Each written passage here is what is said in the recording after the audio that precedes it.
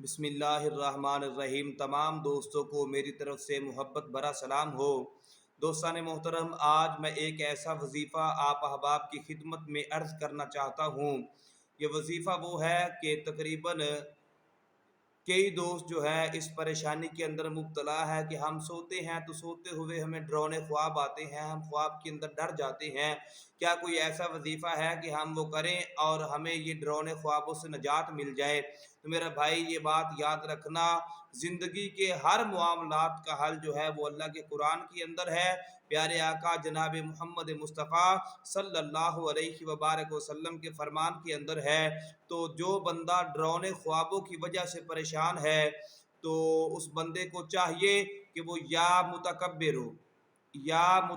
ہو 21 مرتبہ جو ہے وہ پڑھ کر اپنے اوپر دم کر کے سو جائے۔ انشاءاللہ رب کائنات رب جل جلالہ اس بندہ مومن کے قدم قدم پہ حفاظت فرمائے گا، اور یہ جو ڈرونے خواب والا معاملہ ہے انشاءاللہ ہمیشہ ہمیشہ کے لیے بندہ جو ہے ان سے محفوظ رہے گا۔